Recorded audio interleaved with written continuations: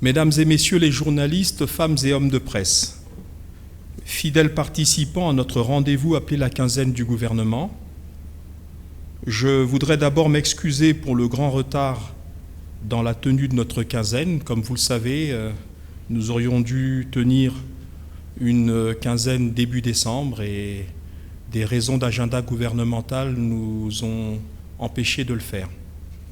Dans un deuxième temps, je voudrais qu'ensemble, nous rendions un hommage mérité à votre consoeur, Aïbi Nkuka Koudissa, journaliste de l'hebdomadaire La Semaine africaine, trop tôt arraché à l'affection de sa famille, à celle de ses collègues et à la corporation tout entière, elle qui a été portée en terre il y a quelques jours. Nous voulons également rendre un hommage au très célèbre Charlie Noël Massengo, alias Charlie Noël. Charlie Noël a rythmé la jeunesse, notamment de nombre de nos compatriotes, le ministre qui vous parle ne faisant pas exception, puisque j'étais un fidèle téléspectateur de sa célèbre émission des années 1980, appelée Vidéo 45. Que l'une et l'autre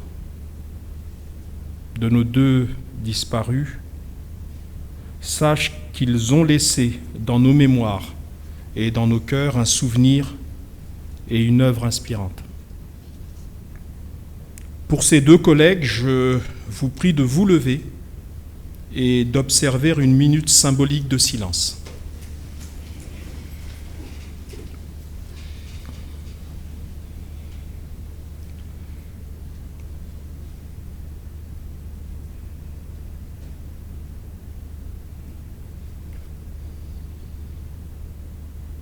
Merci.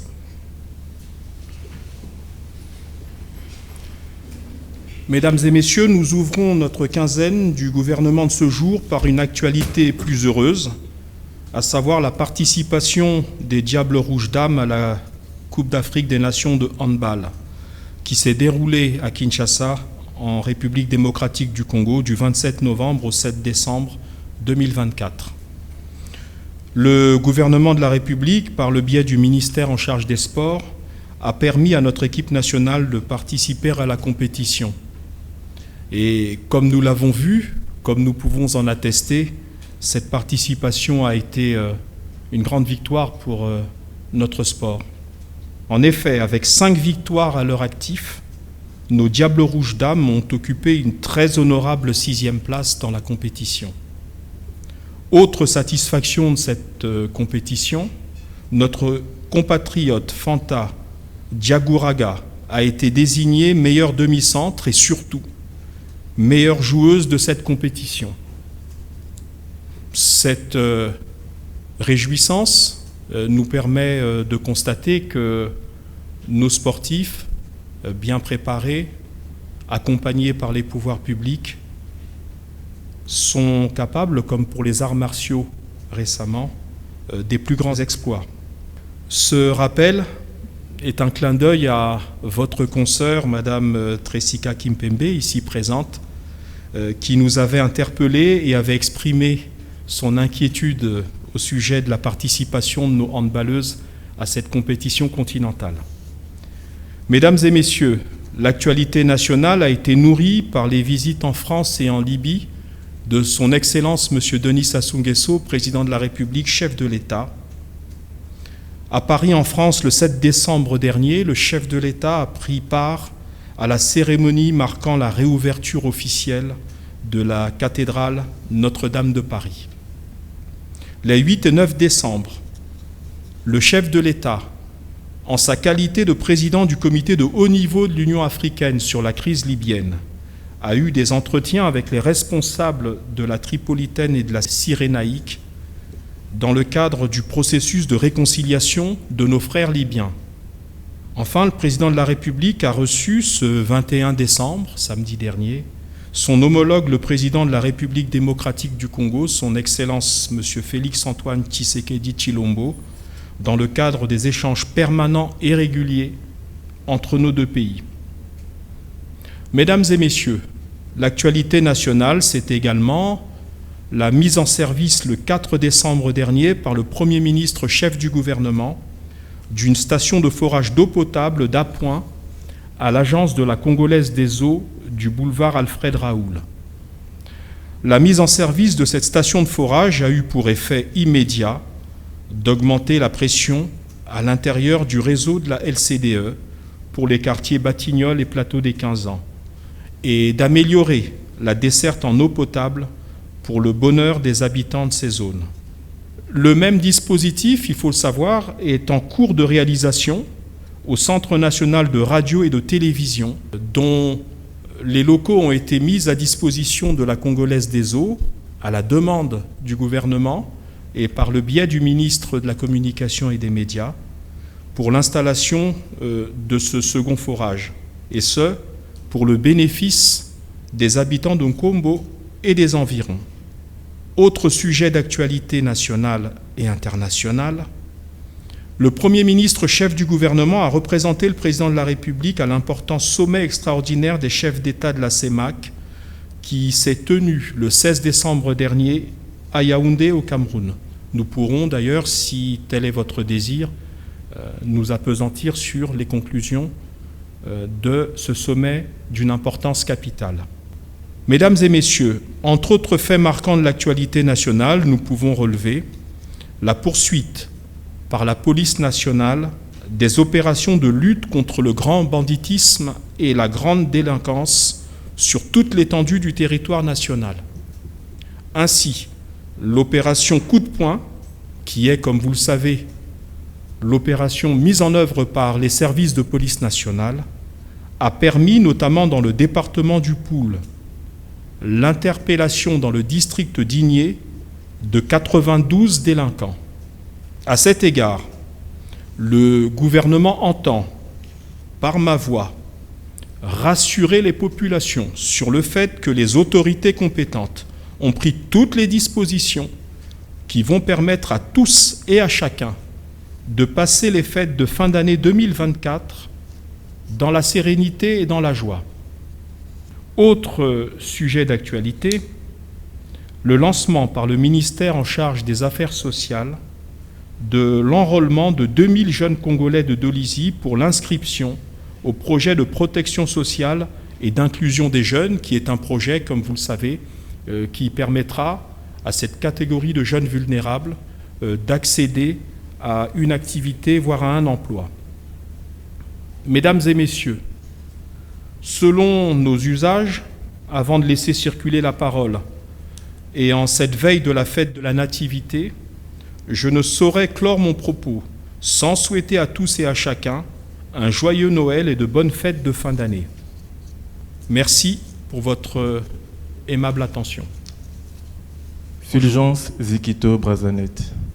Monsieur le ministre, il y a des Congolais qui sont admis à la retraite il y a aujourd'hui 5, 6, 7 ans, mais qui, pour certains, jusqu'à présent, n'ont pas encore commencé à toucher leur pension. Certains risqueraient même de mourir sans pour autant toucher cette pension. Monsieur le ministre, dans un monde en pleine évolution technologique, pourquoi est-ce que les procédures administratives congolaises sont si lentes? La deuxième question, monsieur le ministre, il y a des jeunes Congolais qui ont passé le concours de la police et également de la gendarmerie il y a plus d'une année, si ma mémoire ne me trompe pas. Mais jusqu'à présent, ces jeunes sont encore dans leur maison. Cependant, d'autres jeunes sont sortis de Buya. On ne sait pas par où ils sont rentrés, ni comment ils sont rentrés. Pourquoi est-ce que, monsieur le ministre, dans ce pays, certaines personnes doivent être privilégiées et non les autres? Pour terminer, monsieur le ministre, en dehors de l'armée et la police qui lancent les procédures de recrutement, le recrutement à la fonction publique, on ne sait pas par où ça passe. Ce sont les neveux et nièces qui donnent les dossiers aux oncles, les fils et filles qui donnent les dossiers aux pères. Monsieur le ministre, pourquoi est-ce que les campagnes de recrutement à la fonction publique demeure un secret. Voilà. Nous allons commencer par la troisième interrogation. Je ne sais pas si justement vous connaissez les procédures de recrutement que vous évoquez dans la fonction publique. Il faut savoir que le principe aujourd'hui dans notre fonction publique, c'est l'absence de recrutement. C'est le principe général qui a été édicté au moment où nous sommes entrés, il y a de nombreuses années, en programme avec nos partenaires, Fonds monétaire international notamment. Ça, c'est le principe. Maintenant, l'exception dans le cadre de ce principe, c'est la volonté politique exprimée par le président Denis Sassou Nguesso il y a quelques années, qui était cette volonté politique de permettre qu'à titre exceptionnel, un certain nombre de ministères aient accès à la possibilité de procéder à des recrutements dans la fonction publique. C'est dans ce cadre qu'effectivement sont lancés des processus de recrutement sur la base des ministères qui ont été identifiés comme prioritaires, parmi lesquels, grosso modo, les ministères des enseignements, des affaires sociales, la santé, la jeunesse, et également, grâce à l'intervention de certains collègues qui étaient de la profession de la communication, je veux citer le ministre d'État Firmin Ayessa, à qui je fais un clin d'œil, le ministère de la Communication. Alors, il faut savoir que cela n'est pas secret. Vous parlez de secret, vous parlez de favoritisme. Non. Il y a d'abord une identification par ministère des besoins et ensuite une détermination, une prise de décision concertée entre le ministère de la fonction publique et les ministères du budget et des finances du nombre de postes ouverts pour les ministères concernés, chaque année, ou quasiment. Une fois que cette décision est prise, il y a ensuite une pesée qui est faite, c'est-à-dire la détermination de ces postes budgétaires par grade, par catégorie, etc. Et tout cela est public. Tout cela est rendu public au niveau des ministères concernés. Et enfin, la phase suivante, qui, à ce moment-là, fait participer les managers, c'est-à-dire, pour ce qui concerne, par exemple, c'est un exemple que je cite à titre d'illustration, les directeurs généraux des structures sous tutelle du ministère de la Communication, Télé Congo, Radio Congo, Imprimerie Nationale, ACI, Télédiffusion du Congo, Nouvelle République, etc., qui, connaissant leurs besoins et connaissant ce qu'on appelle couramment les pigistes, dans un jargon que je n'aime pas, mais c'est comme ça qu'on les appelle, déterminent d'accord parti avec les organisations représentant ces agents, déterminent et identifient ceux qui vont être recrutés pour l'année concernée. Et au bout du processus, il y a la prise des textes réglementaires, soit des décrets selon les catégories de recrutement des agents concernés, soit des arrêtés, donc des décrets du président de la République, du Premier ministre ou des arrêtés. Et j'ai récemment, il y a quelques semaines, reçu des textes qui ont été rendus publics, puisque ces textes réglementaires sont publiés au journal officiel. Donc je vous renvoie au journal officiel. Donc voilà le processus. Je ne sais pas s'il y a plus transparent que cela. Et il n'y a rien à ce stade, je dis bien, il n'y a rien à ce stade qui justifie le terme que vous avez choisi, celui de favoritisme. Allez consulter le journal officiel et vous verrez que toutes ces affaires sont faites dans la transparence la plus totale. Bien entendu, il faut le noter, les besoins sont immenses. Bien entendu, souvent le nombre, et je prends toujours l'exemple de la communication, de postes disponibles peut apparaître comme une goutte d'eau dans un océan de besoins.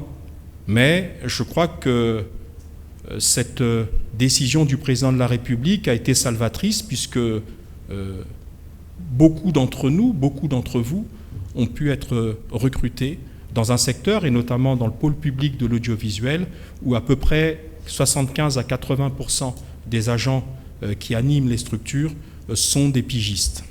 Alors, poser d'autres questions, le concours de la police, et vous émettez, disons, les mêmes griefs. Je connais moins le processus, mais il n'est pas totalement différent de celui que je viens d'évoquer pour ce qui concerne les recrutements.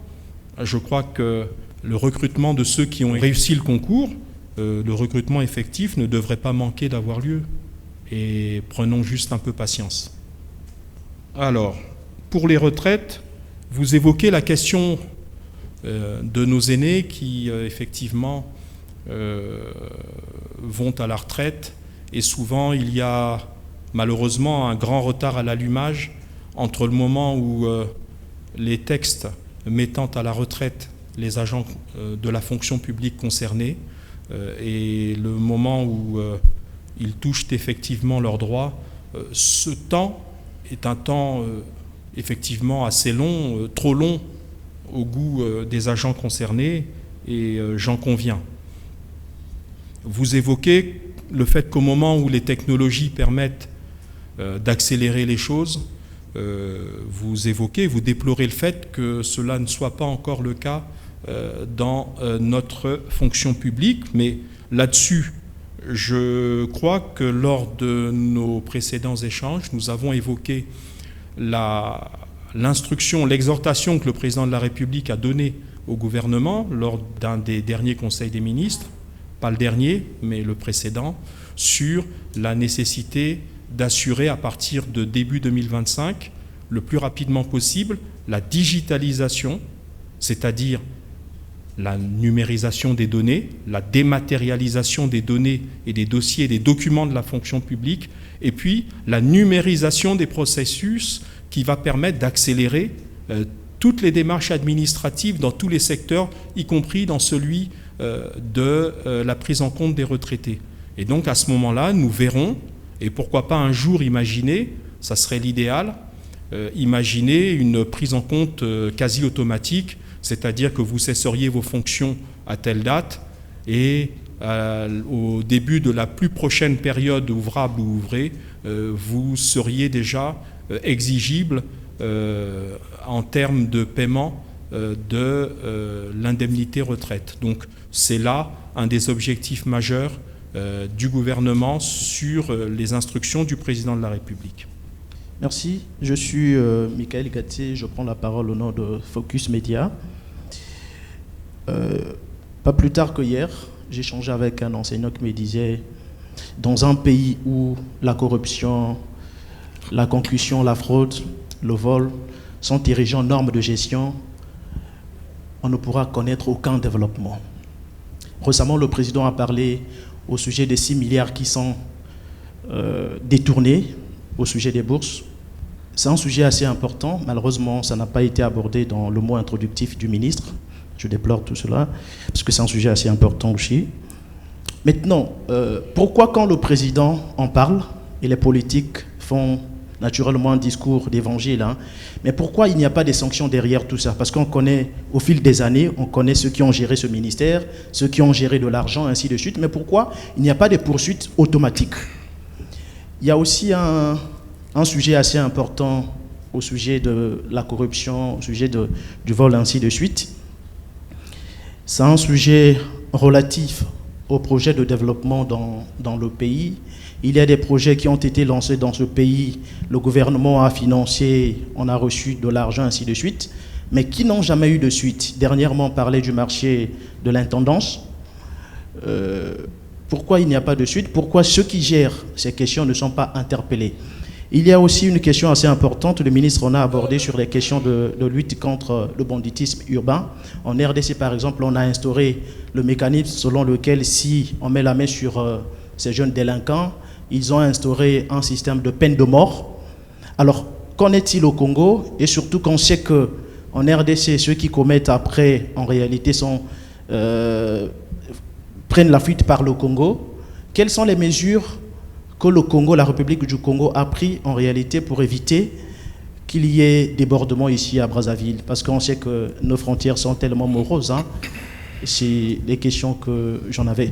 Merci, Monsieur Ngatsé. Je reconnais là l'esprit dans lequel vous inscrivez à chaque fois, mais maintenant je suis habitué, je suis comme le singe de laboratoire. Au bout de la 5e piqûre, je ne sens plus rien. Donc je vais pouvoir répondre de manière sereine à vos questions. Alors, vous parlez du détournement de 6 milliards de bourses. Pourquoi il n'y aurait pas, je reprends votre terme, de poursuite automatique? Bon, c'est un terme curieux, je ne sais pas ce qu'on appelle une poursuite automatique. Vous savez, je suis un peu juriste dans ma vie professionnelle. Sur les bancs de la faculté de droit, je n'ai jamais appris le concept de poursuite automatique. Je ne sais pas quel est ce concept. Je ne le connais pas. Je connais la mise en action des autorités compétentes en matière de poursuite. Et dans notre pays, c'est le procureur de la République. Alors le procureur de la République est saisi de deux manières. Soit il est saisi par un tiers, un citoyen, soit il se saisit lui-même du fait de la clameur. C'est comme ça que ça se passe. Donc là, le concept de poursuite automatique n'est pas conforme à notre droit pénal. Je crois qu'il faut que je vous le précise. Deuxièmement, je crois que vous m'avez reproché tout à l'heure de ne pas en avoir parlé dans mon mot introductif, tout simplement parce qu'il y a 72 heures ou un peu plus, le Premier ministre, chef du gouvernement, a été interpellé au Sénat sur la question. Et en tant que journaliste, je pense que vous avez eu la position du gouvernement sur ce sujet. Et il ne m'est pas apparu utile, intervenant après l'explication claire donnée par le Premier ministre, d'introduire les mêmes explications qu'il a brillamment données au Sénat dans mon mot introductif. Et donc je vous renvoie déjà à ce qu'il a dit, mais je peux résumer, pour ceux qui n'ont pas suivi les propos du Premier ministre au Sénat en direct sur les médias nationaux. Il a évoqué le fait qu'il y avait, dans le cadre d'un audit qui a été demandé par le gouvernement, et la mise en œuvre d'actions qui conduisent, vous évoquiez tout à l'heure le modernisme et les technologies, qui conduisaient cet audit à la mise en œuvre d'un recensement biométrique des étudiants, c'est-à-dire la possibilité, dans le cadre de ce recensement, de savoir qui est étudiant et qui ne l'est pas.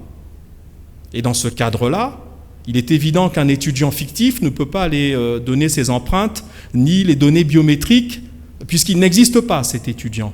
Ou alors, quand il existe, il n'est peut-être plus éligible à la qualité d'étudiant boursier, pour des raisons diverses.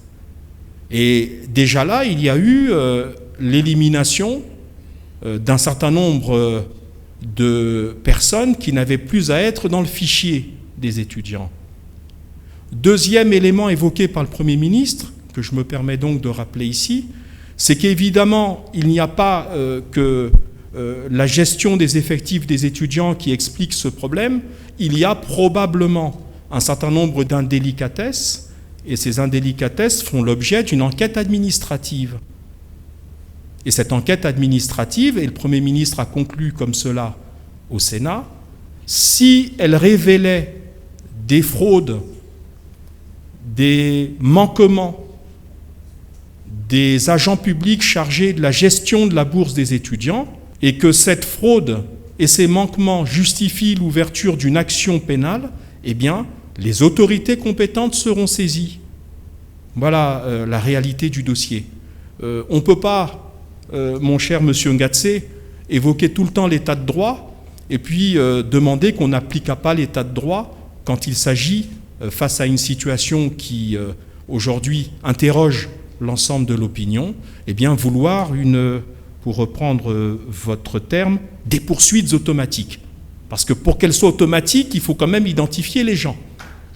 Et pour qu'elles soient automatiques, il faut identifier les infractions. Vous voyez, c'est un peu plus compliqué. Donc voilà la situation qui, aujourd'hui, caractérise ce dossier qui, à bon droit, a pu émouvoir une partie de l'opinion. Mais le gouvernement, à travers les mécanismes rappelés par le Premier ministre et que j'ai brièvement indiqués ici, est à l'œuvre pour que nous ayons le fin mot de l'histoire. Vous parlez de manière globale de projets de développement et vous en citez quelques-uns au passage, ou un en particulier, et demander des poursuites. Vous êtes un citoyen. Si vous estimez avoir des preuves, des indices irréfragables ou des éléments qui justifient l'ouverture d'une enquête, eh bien saisissez le procureur de la République. Nous sommes un État de droit. Vous semblez avoir des informations sur le dossier dont vous avez parlé, eh bien saisissez le procureur de la République. L'État, le gouvernement, les pouvoirs publics, les agents publics, les membres du gouvernement, les responsables administratifs et politiques, quand ils sont confrontés à la découverte d'une suspicion d'infraction, eh bien, ils n'hésitent pas à exercer les voies de droit et notamment à saisir les autorités compétentes. Donc vous, citoyens, pleins et entiers, nantis de tous vos droits civiques, eh bien, je vous invite, si vous avez des informations, à saisir le procureur de la République sur ce dossier.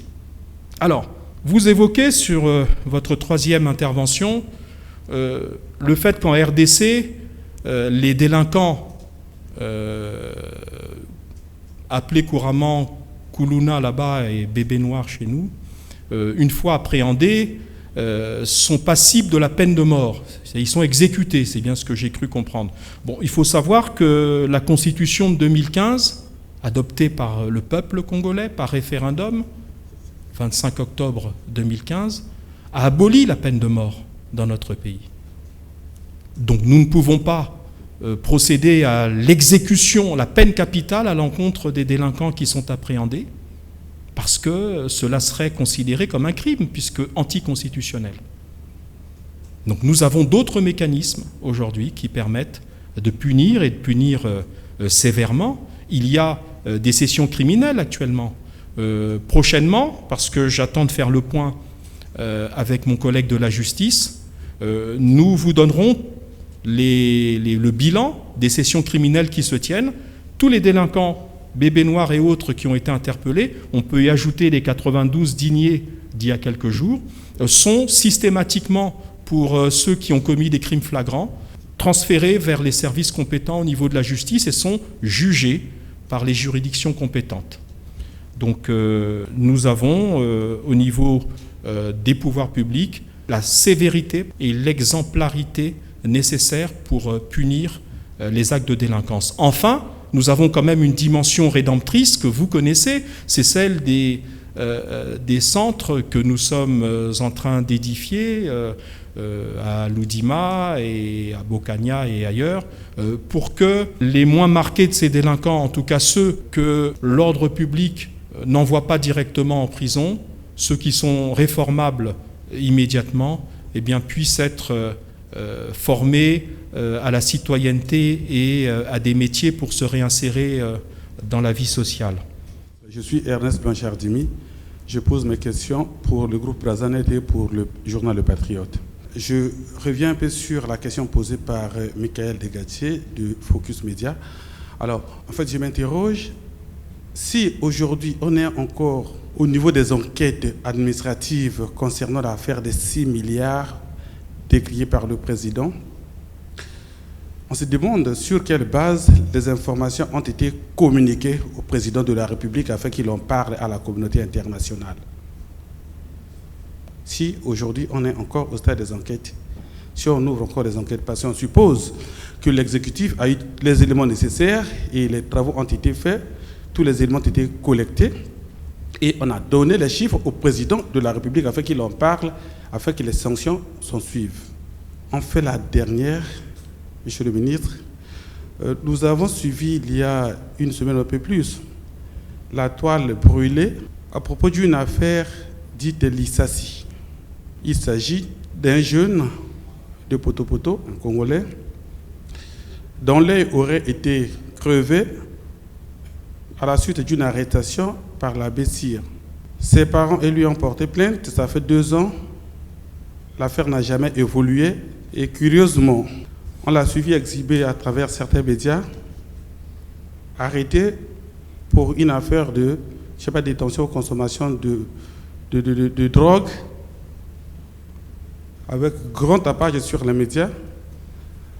Et on ne sait pas si le gouvernement, c'est vrai au-delà de la séparation du pouvoir, si le gouvernement a à cœur ce genre de situation qui frustre l'opinion, qui donne l'impression de deux poids, deux mesures, parce que d'un côté, la population croit que le gouvernement ou le pouvoir judiciaire s'efforce à protéger le personnel de la BESIR, donc la police est à l'origine du dégât corporel qu'il a subi, et de l'autre, on martyrise à la limite un citoyen, alors en faisant ce qu'on a suivi dernièrement sur les médias, la présentation par le procureur de la République, au public et tout ça. Donc je voudrais un peu savoir un peu comment vous recevez en tant que porte-parole du gouvernement tout cela, et comment vous réagissez face à la frustration de la population quand on vit cela. Merci, monsieur le ministre.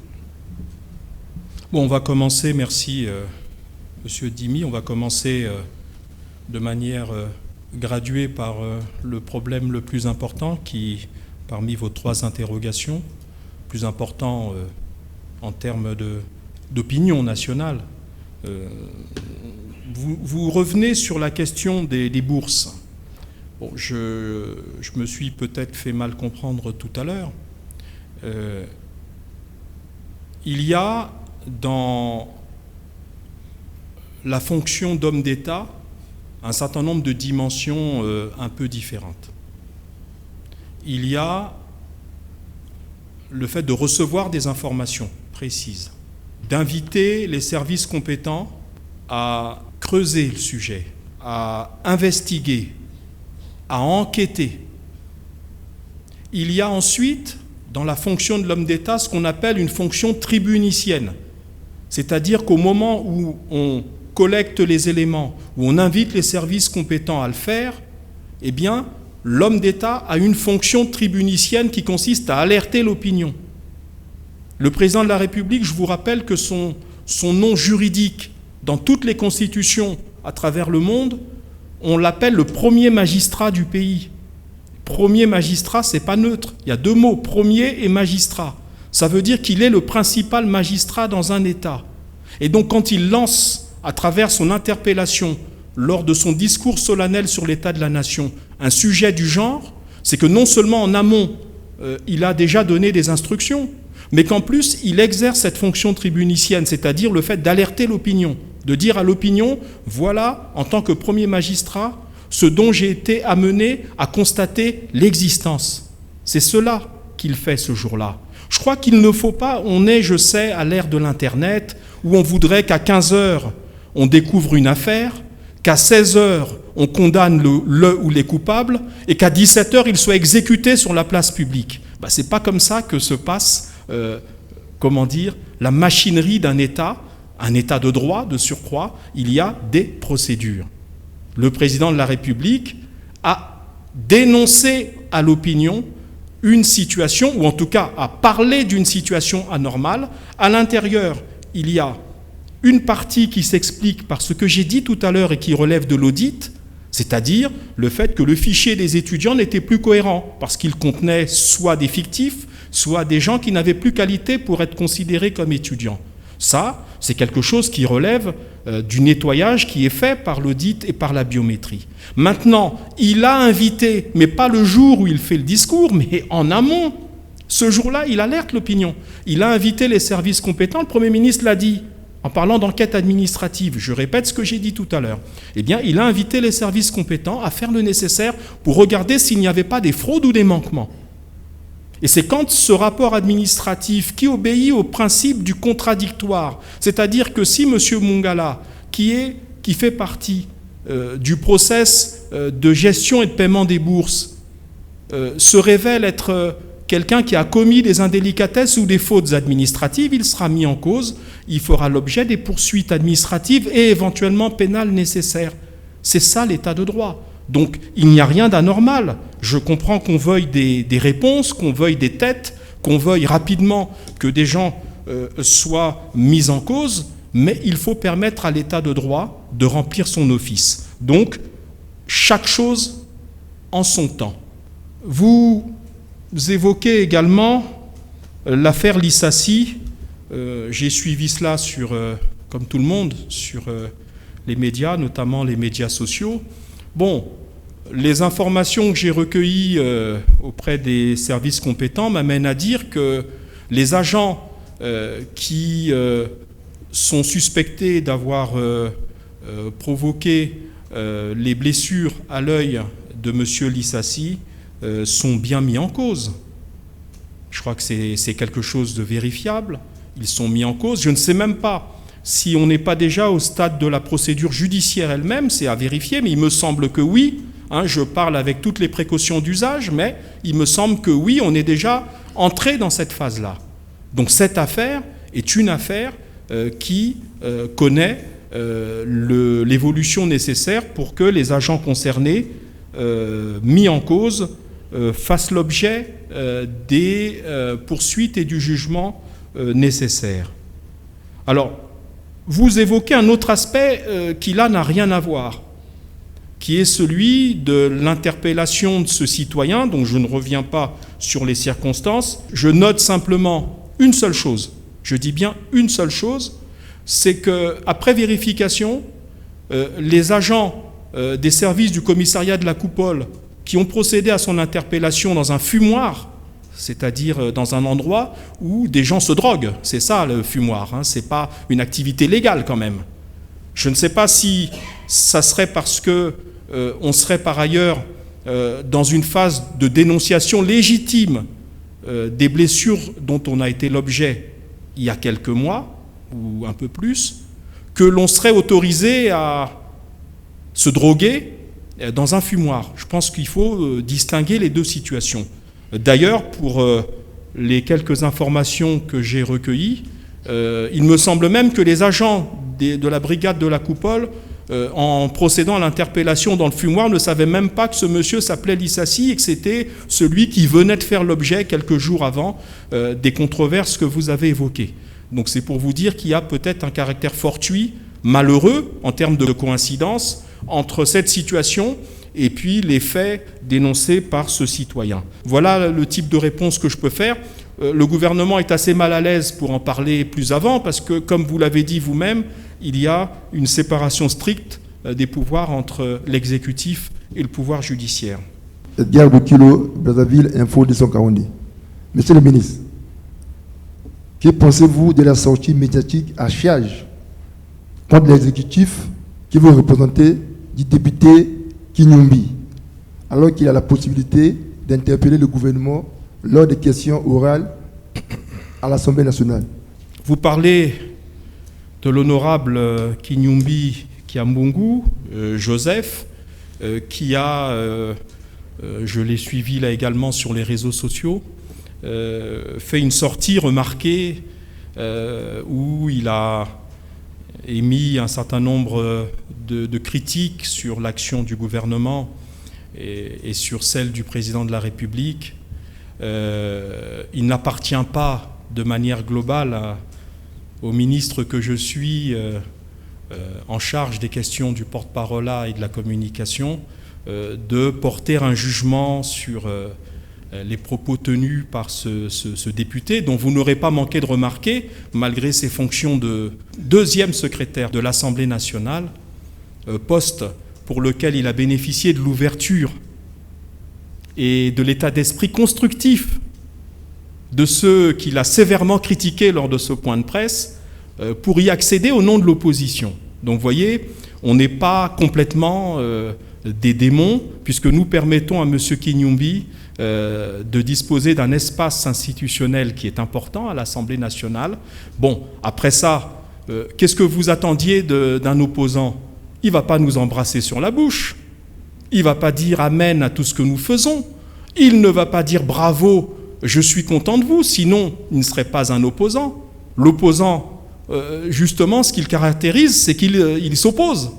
Donc on ne va pas, si vous voulez, considérer que le ciel est tombé sur notre tête parce que M. Kinyumbi a formulé ses critiques, même dures. Par contre, et là je me permets quand même, cette fois-ci en tant que membre du gouvernement, de rappeler à l'honorable Kinyumbi, parce qu'un seul terme m'a un peu choqué, à vrai dire, à titre personnel, dans son intervention que j'ai suivie avec attention, il a appelé le président touriste infatigable, pour paraphraser, vous savez, notre slogan, à nous qui soutenons l'action du président, bâtisseur infatigable. Il l'a appelé Touristes infatigables. Bon, c'est un terme péjoratif qui, en plus, tourne en dérision l'action du président de la République sur des sujets sérieux. Et là, je pense que l'honorable Kinyombi aurait mieux fait, sur ce point précis, de tourner sa langue cette fois dans sa bouche avant de tenir ce genre de propos. Est-ce que c'est faire du tourisme infatigable que d'aller assister aux COP, qui sont les grandes assemblées sur le climat, sur le changement climatique, et qui concernent l'humanité entière, et changement climatique dont le bassin du Congo, pour lequel le président est le président de la commission climat de ce bassin, est-ce que c'est faire du tourisme infatigable que d'aller à un endroit où tous les leaders mondiaux se sont retrouvés et ont adopté un certain nombre de mécanismes découlant notamment de la COP 21 de 2015, ça serait faire du tourisme infatigable que de s'occuper de l'avenir climatique de l'humanité. De même, quand le président de la République va assister au forum sino-africain de coopération et que l'ensemble de ses pairs, depuis le président Xi Jinping et les collègues africains du président de la République, homologues africains du président de la République, permettent que le Congo, via le président de la République, soit désigné pour 4 ans comme coprésident du FOCAC avec le président Xi Jinping, avec la possibilité de la mise en œuvre, de la définition d'abord, de la détermination, la sélection, la mise en œuvre de projets importants d'infrastructures pour l'Afrique en général, et nous l'espérons de tout cœur pour le Congo en particulier, ça serait faire du tourisme infatigable. De même, quand le président de la République se rend à Tripoli, en Libye, à un moment où, comme vous le savez, le monde entier est à la recherche d'une solution pour ce malheureux pays dont certaines puissances ont, il y a quelques années, décidé finalement de détruire l'État avec les conséquences que nous connaissons. C'est quoi les conséquences? C'est l'explosion du djihadisme, du terrorisme, notamment dans le Sahel, avec la dissémination des armes de l'ex-armée libyenne. C'est l'immigration massive qui passe notamment par la Libye, puisqu'il n'y a presque plus d'État. Ça serait faire du tourisme infatigable que d'aller réunifier, réconcilier nos frères libyens. Vous voyez, quand un homme politique aspire à la plus haute des fonctions, puisque je crois que M. Kinyombi a été candidat à chaque élection présidentielle depuis 2002. Alors, si lui a parlé de touristes infatigables, et je viens de vous dire que ce propos me paraissait un propos extrêmement sévère, le reste, c'est un opposant. Comme je vous l'ai dit, je serais retombé de ma chaise ou de l'armoire s'il s'était mis à dire du bien du gouvernement et du président de la République. Donc ça n'engage que lui, mais je tenais quand même à relever ce point-là. Hein, c'est un peu sévère. Alors, vous me permettrez quand même une petite boutade. Allez, c'est un grand frère. Il a été candidat président en 2002, 2009, 2016, 2021. Est-ce qu'on ne pourrait pas, si nous décidions d'entrer dans sa logique, l'appeler le candidat infatigable? Je suis Chrysostome Fouk Zonzeka pour le compte de l'Horizon africain. Le 10 décembre dernier, l'humanité a célébré le 75e anniversaire de la Déclaration universelle des droits de l'homme. 2 jours avant, il y a une plateforme de la société civile qui œuvre sur les questions de démocratie, de liberté et de respect des droits de l'homme, qui donnait donc de la voix pour dire que cette opération, à leur niveau, ils ont constaté a beaucoup de dérapages. Parce que ceux qu'on arrête, ceux qu'on interpelle sur le terrain, lorsque nous voyons les CV des uns et des autres, ce ne sont pas les gens qu'on devait interpeller. Et finalement, après, il y a beaucoup de dérapages où les uns se retrouvent dans des milieux pas appropriés et que cette plateforme voulait bien que cette opération, excusez-moi, soit arrêtée. Que leur répondrez-vous, monsieur le ministre de la Communication? Bon, écoutez, vous savez, les délinquants, ce ne sont pas des anges. Hein. On ne parle pas des oiseaux tombés du nid et qu'on rattrape à midi et on les remet dans le nid. On parle de délinquants. Dans le cadre de ces opérations, qui sont des opérations délicates, qui appellent à une expertise que seules les forces de police et de gendarmerie peuvent exercer avec le professionnalisme et la compétence nécessaires, eh bien ces opérations peuvent éventuellement à la marge provoquer quelques incidents. Je crois qu'il n'y a pas une police et une force publique au monde dont on puisse dire qu'elle, dans le cadre de l'exercice de ce qu'on appelle le pouvoir coercitif qui est celui de la loi et de l'État, eh bien, que dans cet exercice-là, les choses se passent sans aucune situation, accident ou incident. Donc c'est des choses qui, à travers le monde, arrivent.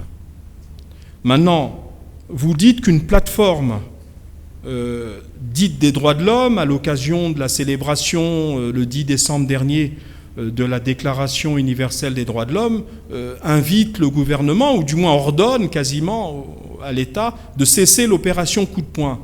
Bon, il n'y a pas de problème. Si on suit leur logique, nous allons laisser de nouveau les bébés noirs déferler, s'attaquer aux populations paisibles, et surtout, si on l'arrête maintenant, cette opération, à l'orée des fêtes qui démarrent dans quelques heures, je crois que ces gens-là, ils vont faire la fête à la place de la population. Et ils vont même faire la fête à la population. C'est-à-dire qu'ils vont s'en prendre de manière sauvage, de manière barbare, comme ils le faisaient encore il y a quelque temps, et que vous, les journalistes, de manière tout à fait pertinente, vous relayez à l'époque, parce qu'il ne faut pas oublier ce qu'on dit quelques jours avant ou quelques semaines avant. Vous étiez, pour la plupart, et à votre bon droit, et de manière tout à fait pertinente, les premiers à dire il y a une délinquance qui s'affole, qui dérape, qui flambe dans le pays. Que fait le gouvernement?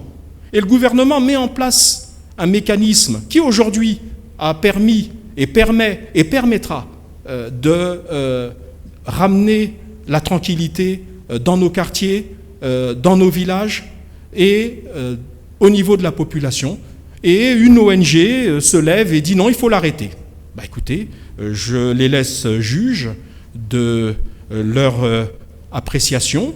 Le gouvernement, les pouvoirs publics, la police nationale considèrent que l'opération est salvatrice, qu'elle va dans le bon sens et que malgré, effectivement, parce qu'aucune œuvre humaine n'est parfaite, il peut y avoir, mais c'est partout comme ça dans le monde malheureusement, il peut y avoir quelques faiblesses, quelques incidents, mais je crois que ça ne remet pas en cause le caractère impérieux, positif de l'opération coup de poing. Aline Francis Tokabeka de la télévision nationale congolaise. Monsieur le ministre, on sait qu'aujourd'hui, les difficultés se trouvent à tous les niveaux et quasiment dans tous les domaines. Cela s'expliquerait notamment par le fait que nous ayons conclu des programmes avec le FMI, ça c'est la raison principale. On se souvient que pendant les débuts de cette procédure, le gouvernement rassurait de ce que cette procédure avec le FMI n'impacterait aucunement le quotidien des populations congolaises. Mais aujourd'hui, c'est le contraire que nous observons. Il y a des grèves à gauche et à droite. Vous avez évoqué des raisons récemment lors des précédentes quinzaines. Aujourd'hui, l'on se pose la question quand même sur ce qui est une priorité pour le gouvernement. Lorsqu'on sait qu'aujourd'hui, un établissement aussi important et nécessaire qui régit quand même la vitalité des populations comme le CHU est en grève depuis plusieurs mois et aujourd'hui quasiment fermé. Et on sait combien la population congolaise souffre en matière de santé, sachant que les services de santé, pour la plupart, les services connexes ne sont pas au rendez-vous. Et le CHU, c'est quand même le summum du traitement médical au niveau de notre pays, est en grève et quasiment fermé. Alors, on envoie les populations à ce moment-là au mouroir, puisqu'on connaît le niveau des populations aujourd'hui qui, pour beaucoup, ne pourront pas aller se faire soigner dans les cliniques. Et là aussi, on sait que le service ne sera pas au même niveau que le service que nous offre le CHU. Et de l'autre côté, on se dit peut-être que ce serait peut-être pas une priorité parce qu'on sait que la plupart de nos nantis et de nos gouvernements se font pas traiter sur place. Peut-être que ce serait différent s'ils se faisaient traiter sur place. Aujourd'hui, que pense le gouvernement de cette situation qui aujourd'hui touche le cœur de la vie même de nos populations? Vous évoquez la question du CHU. qui est effectivement une question préoccupante parce que nous touchons, vous l'avez dit, au cœur même de l'intégrité des citoyens, leur santé. Il n'y a pas plus délicat, il n'y a pas plus fragile, il n'y a pas plus important pour quelqu'un que sa santé. Alors vous évoquez la grève du CHU qui s'étend et qui dure depuis de longues semaines, et vous avez parfaitement raison. Maintenant, vous avez une approche juridique, c'est est-ce que le service minimum est tout à fait respecté? C'est à vérifier. Si oui, tant mieux. Mais si le service minimum est respecté, mais qu'il ne suffit pas à gérer l'afflux des patients, eh bien c'est bien malheureux. 2, il y a un processus de discussion et de négociation. On ne peut pas obliger des gens qui veulent faire la grève pour des motifs tout à fait pertinents à revenir travailler. On ne peut pas les prendre de force chez eux, à les ramener. Le gouvernement, dans le cadre de la préservation du climat social, privilégie le dialogue et la négociation avec les représentants des agents, avec les représentants syndicaux. C'est le credo sur lequel nous travaillons. Et là, ça prend le temps que ça prend, mais nous espérons que ces discussions aboutiront à des résultats qui permettront la reprise effective et complète du service au CHU. Je suis Gustavo Sira, je pose la question pour Écho du Vrai. Monsieur le ministre, Brazzaville, capitale politique de la République du Congo, n'a plus de route. Il n'y a plus de route. N'a plus de route. Bon, les routes, quand je parle des routes, je vois l'état des routes en fait. Non, vous êtes venu comment ici? Vous êtes venu par les airs, on vous a parachuté alors. C'est ça. On vous a largué depuis un avion au-dessus du ministère puisqu'il n'y a plus de route. Bon, je parlais de l'état des routes, monsieur le ministre. Merci beaucoup, monsieur le ministre. Bon, d'accord. L'état de certaines routes, quand même. L'état de certaines routes. Ah, d'accord. Là, c'est plus objectif. Ce qui intensifie les embouteillages et le problème de mobilité des populations. Absolument. D'une manière globale, quelle est la stratégie du gouvernement en la matière? Et puis, j'ai une deuxième question, monsieur le ministre, si vous me permettez.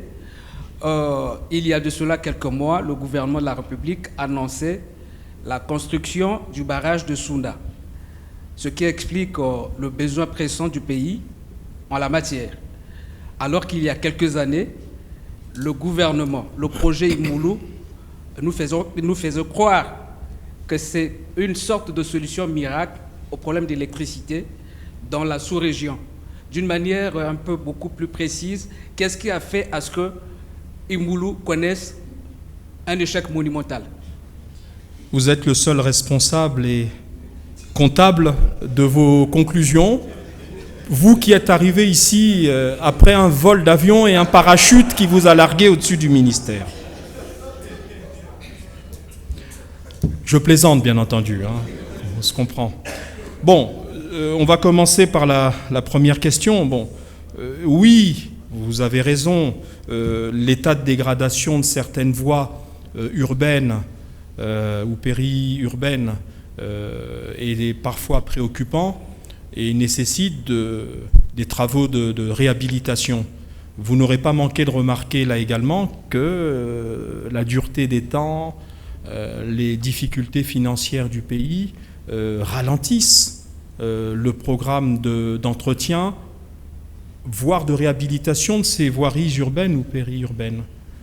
Et donc, le gouvernement s'efforce, à Brazza, à Pointe-Noire et dans d'autres localités de moindre importance, villes de moindre importance ou localités de moindre importance, de parer au plus pressé de manière à ce que, justement, ce que vous avez évoqué, les capacités de circulation dans notre ville capitale, politique pour Brazza et économique pour Pointe-Noire, soient les moins pénibles possibles. Eh bien, nous inscrivons cette volonté pour que, courant 2025, ce programme se poursuive, voire s'accélère. Espérons qu'il s'accélère. Donc c'est un phénomène là également mondial qui cumule l'évolution démographique, le nombre de véhicules en augmentation, que ce soit des véhicules transport en commun ou des véhicules individuels. Il y a tout un tas de facteurs qui parfois même aggravent l'état de dégradation des routes d'ailleurs, parce que plus vous avez des véhicules qui passent, parfois de fort tonnage, des camions, etc., plus une route déjà fragilisée se dégrade. Donc nous inscrivons tous ces soucis dans le cadre du programme permanent qui est celui du gouvernement via les ministères compétents, notamment le ministère des Infrastructures, eh bien, la capacité de régénérer ces voies qui permettront à nos populations de se déplacer plus facilement dans notre pays. Alors, vous évoquez l'échec monumental du barrage d'Imboulou, dites-vous. Mais il me semble qu'à ce moment, si nous avons au-dessus de nous quelques lumières fluorescentes et qui nous permettent de faire notre quinzaine du gouvernement, il me semble que le courant, celui-là, peut-être pas directement, il me semble qu'il est le fruit du barrage d'Imboulou, entre autres. Hein, mais bon, je ne sais pas ce que vous appelez échec. Par contre, là où vous avez peut-être raison, c'est peut-être que le projet qui, à l'époque, à un instant T, au moment où il était mis en œuvre, implémenté et exécuté, ce projet représentait une solution pérenne pour couvrir les besoins en électricité de l'époque. On parle d'une vingtaine d'années, à peu près. Mais entre-temps, vous le savez comme moi, eh bien, un pays connaît une évolution, d'abord démographique, et ensuite, cette évolution démographique et le progrès économique et l'implantation d'entreprises ou d'unités de production aidant, tout cela entraîne une augmentation de la demande d'électricité. Eh bien, c'est dans ce cadre-là qu'un projet qui était dimensionné à l'époque pour être considéré comme autosuffisant peut, quelques décennies plus tard, être considéré comme devant être complété. Voilà pourquoi le barrage de Sounda, qui, de vous à moi d'ailleurs, est un objectif, une proposition qui a été faite par tous les gouvernements depuis l'indépendance, eh bien, le barrage de Sounda, dont on espère que d'ici quelques années, 3, 4, 5 ans, il pourra être opérationnel, eh bien, répond aux nécessités du moment, celles de 2024, 2025 bientôt. Tressika Kipebe de GoTV. La fameuse. Oui. Félicitations pour votre persévérance pour permettre que nos filles fassent bonne figure.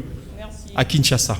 Depuis la semaine passée, les étudiants perçoivent leur bourse, une première pour le gouvernement Makosso, car le paiement de la dernière bourse remonte à 2021 sous le règne du feu Premier ministre Clément Mwamba.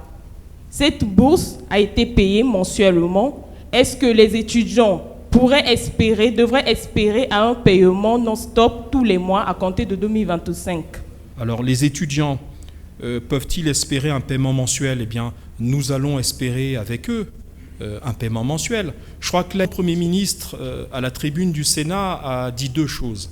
La première, pas trois même, la première, il a indiqué que provisoirement et compte tenu de l'audit dont on a parlé tout à l'heure et qui fait l'objet des polémiques qu'on a évoquées sur les 6 et 9 milliards, je ne reviens pas là-dessus, il y avait la position du gouvernement transmise aux organisations étudiantes du fait qu'on gelait provisoirement le paiement des arriérés pour voir clair dans les effectifs qui sont ceux des étudiants à qui l'on doit ces arriérés-là, et ensuite le gouvernement, les autorités compétentes devant s'efforcer, c'est le deuxième temps de l'affaire, d'assurer une régularité plus grande du paiement de la bourse, et pourquoi pas un paiement mensuel. Et enfin, je crois qu'il y a la décision, vous l'avez rappelé, du paiement pour ces étudiants qui attendaient, hélas, depuis très longtemps, vous l'avez là également évoqué, du paiement d'une bourse dont on ne peut même pas dire que ça serait pour eux pour passer les fêtes, mais ça serait pour commencer à rattraper un gap et en espérant qu'ils passent les fêtes les moins pénibles possibles. Voilà ce que je peux dire sur vos interrogations.